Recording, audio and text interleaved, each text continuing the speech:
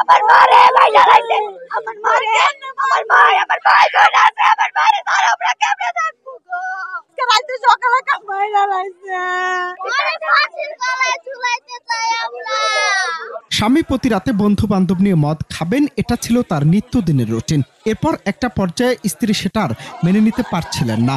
গেল সোমবার রাতে আবারও দুই বন্ধুকে নিয়ে মদ পান করতে বসেন স্বামী সুমন। পরে স্ত্রী মিতু এসে বাধা দিলে তাকে গলা ধাক্কা দিয়ে স্বামী বলেন, নিজের টাকায় মদ খাবো, তাতে তুই বাধা দেয়ার কে? এরপরে স্ত্রী মদ খেতে নিষেধ করায় সাথে সাথে ধারালো অস্ত্র দিয়ে স্ত্রীকে এলোপাথারি কুপিয়ে করেন স্বামী সুমন। ঘটনাটি মুহূর্তেই ছড়িয়ে পড়ে আশপাশে। যদিও শেষ রক্ষা হয়নি তার, ধরা পড়েছেন পুলিশের জালে।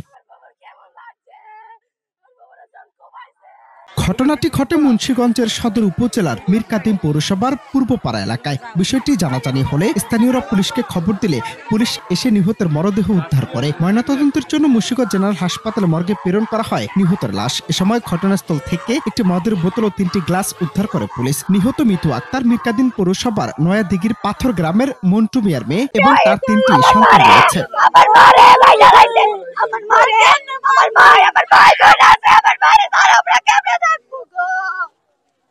আল্লাহ, আমরা সবাইকে বিচার চাই, আমরা আইনের বিচার চাই। আমার মারে তারা কেমনে থাকবো? আমার মা, আমার মারে চাই। আল্লাহ, আমার মারে আমরা দুই ভাই, আমরা ছোট ছোট দুই ভাই, এক ভাই। আমার বাপে আমার মারে মাইরা দিছে, আমার ভাই আর কি না করছে, আমার মারে কি না করছে, আমার ভাই, আমার ভাই, আমার দুটা ছোট ছোট ভাই বোন, আমার দুটা ছোট ছোট ভাই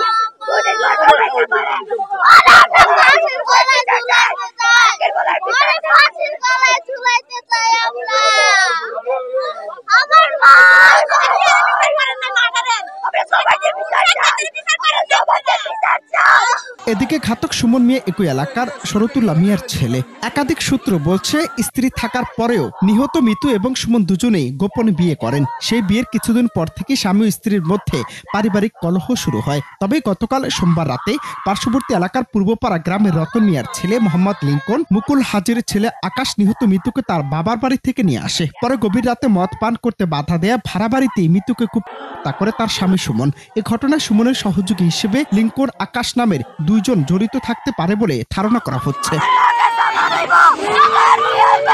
বিয়ে হইছে লাগাতে কাইজা ঝগড়া প্রতিবারই হইতাছে, স্বামী স্ত্রী ঝগড়া হইতেই পারে, মানুষের দ্বিতীয় স্ত্রী বিয়ে করে রাখে না।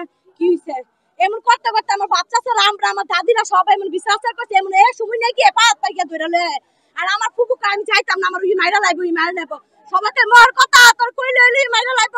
তারপরে বুঝাই মুঝে দিয়ে গেছি 3 দিন আগের দিন রাইতে লিঙ্কন হের বন্ধু না জান কি লাগে, লিঙ্কন আর হাজি আকাশ হেরা দুজনে গেছে গিয়া ধরা মুড়া কইছে, এটা মাপটা বেরি করে লইছে রাইতে। এরপর আমি আমার কাকা মুরাদ কাকা, পরে আমার দাদি ছোট মিতুর ফুফু, এরপর বিচার আচার কইরা সুন্দর করে বুঝা বাজা দিয়া গেছে। এরপর আজকে রাইতে সকালে মাইরা লাইছে। জোরে পর্বতে বিয়া করছে, এখন মৃত্যুরে মনে করেন পড়ায় এই নির্যাতন চালাই নেওয়া হয়, জুয়া খেললা মৃত্যুরে মনে করেন প্রতিদিন রাত্রে অথবা করে ফাঁসি। এর আগে দুইবার ফাঁসি দিচ্ছে, ফাঁসি দেওয়া হয়েছে হোটেল সুমনে। কিন্তু লোকজন দেখে ইয়ে মৃত্যুরে বাঁচানোর পরে এখন হলো মৃত্যুর 2 দিন ধরে রিঙ্কনের লইয়া সুমনে তারা আনছে মৃত্যুর বাসার থেকে। আনার পরে মৃত্যুরে মনে করেন কোবায় হত্যা করা হয় সুমনে। এই জন্য আমরা ফাঁসি চাই সুমনের। ঘটনায় সদর থানার ভারপ্রাপ্ত কর্মকর্তা ওসি মোহাম্মদ সাইফুল আলম জানিয়েছেন, ঘটনার সাথে জড়িত স্বামী সুমন নিজেকে পুলিশের হাতে সুপর্দ করেছেন। এর সাথে আরো কেউ জড়িত আছে কিনা সে বিষয়টি নিয়ে তদন্ত চলছে। ময়নাতদন্ত শেষে লাশ পরিবারের কাছে হস্তান্তর করা হয়েছে বলে জানান পুলিশের এই কর্মকর্তা। মদের গ্লাস, মদের বোতলের নিয়ে যান।